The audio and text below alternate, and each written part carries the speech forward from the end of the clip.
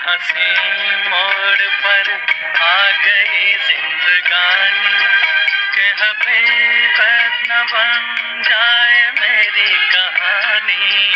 क्या हंसी मोड़ पर आ गई जिंदगानी के हकीकत न बन जाए मेरी कहानी। जब आहे भरे ये ठंडी पवन सीने में सुलग उठती है अगन, तुझे देख के कहता है मेरा मन कहीं आज किसी से ओम सनातनाय नमो नमः। मैं इस कहानी की वाचिका प्रतिभा कहानी में डूबकर आपको सुना रही हूँ प्रकाश की कहानी, जिसे मैंने खुद कई बार पढ़ा है। तो हम यहाँ पर थे जहाँ पर प्रकाश कह रहा है कि सभी से बिजनेस से संबंधित सवाल पूछे गए, सभी ने हंसकर जवाब दिया, पर प्रतिभा जी नाराज़ हो गई। कारण यह था कि हमारे सीनियर मनीष जी ने उनसे कहा कि यदि आपको हर्बलाइफ प्रोडक्ट फ़ायदा कर रहा है तो 3 महीने से आपकी आईडी पर प्रोडक्ट की ख़रीदारी क्यों नहीं हो रही है। आप प्रोडक्ट खरीदिए और अपने घर पर शेक पार्टी कीजिए, हम भी आएंगे, ओम प्रकाश सर भी आएंगे। उनका हर जवाब जी सुनकर मनीष सर ने कहा, ना 9 मन तेल होगा, ना राधा नाचेगी। बात कुछ अधिक हो गई थी। स्पष्ट आंसू मुझे दिखाई दे रहे थे, पर आवाज़ कुछ भी नहीं सुनाई दी। यह मौन मुझे अब बहुत ही विचलित कर देता है। मीटिंग समाप्त नहीं हुई थी, पर वे मुझे नरम गरम बातें सुनाकर चली गईं। एक पीड़ा के एहसास ने उन अश्रुओं का भी आभास करा दिया जो उनके जाने के बाद भी उनके बहे होंगे, क्योंकि उनके आंसुओं ने ही मुझे उनकी पीड़ा का एहसास दिलाया था। अभी उन्होंने रजनीकांत सर को एक पत्र में लिखा था, जो कि उन्होंने इस तरह लिखा था कि वे लिखकर चुपचाप मीटिंग रूम में रख कर चली गईं। पलटकर उन्होंने जानने की कोशिश भी नहीं की कि वह पत्र उन्हें मिला या नहीं मिला, जिसमें लिखा हुआ था, नयन नीर झर गए, डगर बड़ी अनजान है, हर शब्द मेरा एक बूंद रक्तदान है। शायद उन्होंने ये कविता काफ़ी लंबी लिखी थी, जो कि आगे मैंने कहीं किसी समूह में पढ़ा है। और इधर मैं साहित्य सागर बराबर देख रहा था। साहित्य सागर में बराबर रचनाएं आ रही थीं। हे स्वामी जी, ऐसा क्यों होता है कि मैं सदा ही अच्छा करना चाहता हूँ, पर बुरा ही मिलता है। 2 दिन वे सेंटर पर नहीं आई। मैंने भी कुछ कहना ठीक नहीं समझा, पर पता नहीं क्यों मुझे उनकी मुख ध्वनि सुनाई दे रही है, कुछ इस तरह, हे स्वामी जी, कम से कम आप तो जानते ही हैं कि मैं कुछ काम क्यों नहीं कर पा रही हूँ। मेरे ही शब्द मुझे हर मीटिंग में सुनाई पड़ते हैं। जितनी परेशानियों का हल मुझे हर्बलाइफ में बताया गया है, इन सभी परेशानियों को लेकर मैं आपके आश्रम में आई और हर बार आपने यही सांत्वना दी कि परेशान मत हो, प्रभु सब ठीक करेंगे। हम यह सुनकर आश्वस्त होकर चले आए। स्वामी जी, हम अच्छी तरह से जानते हैं कि जड़ी बूटियों का जितना ज्ञान आपको है, उतना ज्ञान किसी को कैसे हो सकता है। दुनिया के जितने बड़े डॉक्टर आप हैं, स्वामी जी, उतना कोई नहीं। हम स्वामी जी यह काम जानते हैं कि एक महान संत ही कर सकता है कि दुनिया का हित करके भी अपना प्रचार नहीं करना चाहता, और ऐसे संत तो हमारे भारत में ही होते हैं। अब हम सोच में पड़े हैं कि हमारे स्वामी सनातन श्री जी के अतिरिक्त और कौन हो सकता है। हम तो यह भी जानते हैं कि आपका तो एक आशीर्वाद लोगों की ज़िंदगी बदल देता है। हर क्षण हम यह सोचते हैं, पर किसी से कहते नहीं, क्योंकि हम आपके भक्त भी नहीं हैं, अनुयायी भी नहीं हैं। बेटी बनना चाहते थे, पर किस हक से कहें। हाँ, एक हक है कि हमने आपके आशीर्वाद प्राप्त किए हैं, और वे बहुत कीमती हैं। स्वामी जी अनुभव हर वक्त यही कहते रहते हैं कि सभी को हर्बल लाइफ शेक पिलाकर उनकी ज़िंदगी में बदलाव करो। हर मीटिंग में कोई ना कोई वही बात होती है जो हमारे और गुड्डू पोद्दार जी के बीच हुई है। कैसे बताएं कि हमें ये सब कुछ याद दिलाने की आवश्यकता नहीं है।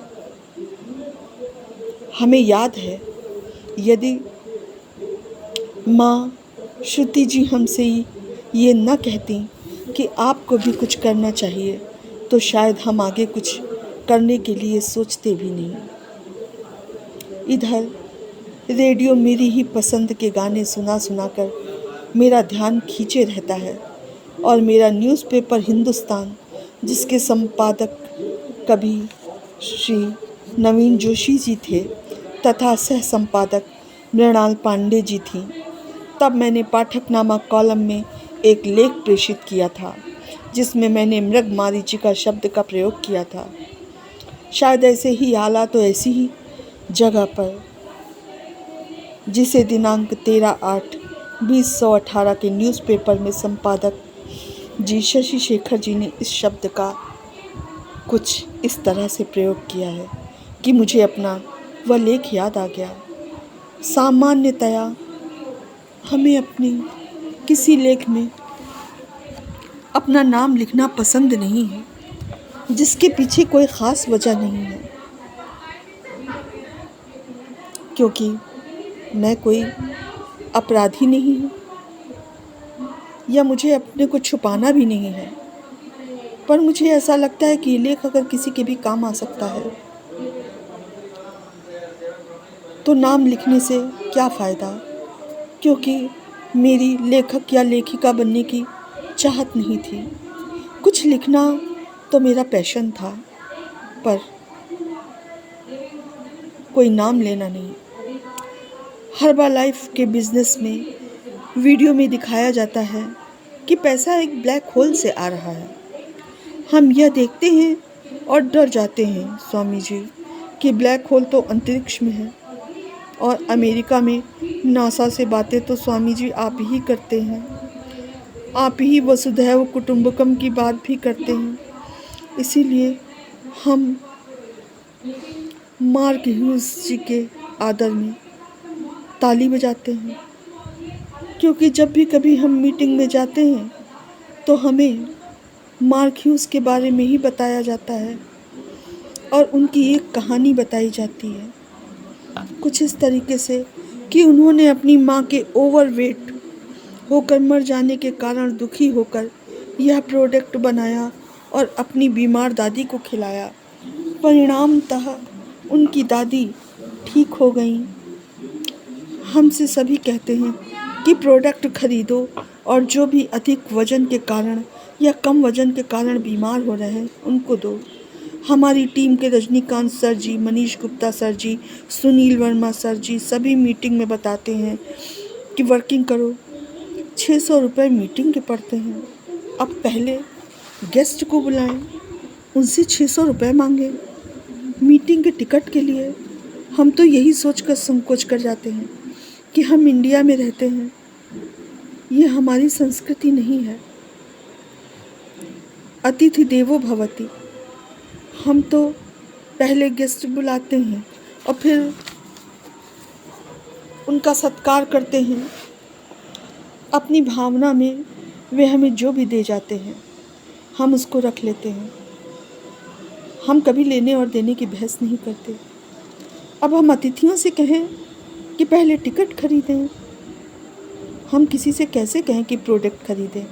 हे स्वामी जी, हम अच्छी तरह से जानते हैं कि ये न्यूट्रिशन बहुत ही चमत्कारिक है और आपका आशीर्वाद उससे भी अधिक चमत्कारिक है। हम तो आपका ध्यान करते करते ही अक्सर स्वस्थ हो जाते हैं। ऐसे चमत्कार तो हमारे भारतवर्ष में वेदों में ही मिलते हैं। हमने वेद नहीं पढ़ा है, वो तो आप पढ़ाते हैं। ये बात अच्छी तरह से हमें पता है। हम ये भी जानते हैं कि आपको जड़ी बूटियों की जितनी जानकारी है उतनी मार्क ह्यूज जी को कैसे हो सकती है? हे स्वामी जी, माफ़ कीजिएगा, हम ज़्यादा कह रहे हैं क्योंकि आप कहते हैं सिया राम में सब जग जाने, तो मार्क ह्यूज के हृदय में भी सीता ही राम है। हे स्वामी जी, पर इतना हम अवश्य जानते हैं कि एक महान संत ही पूरे विश्व के हित की बात सोचते हैं और उन्हीं की सेवा को तत्पर रहते हैं और अपना नाम भी नहीं चाहते। हे स्वामी जी, मार्क ह्यूज जी कौन हैं हम नहीं जानते, पर हम उनका सम्मान करते हैं क्योंकि आपने आश्रम में सभी का सम्मान करना सिखाया है।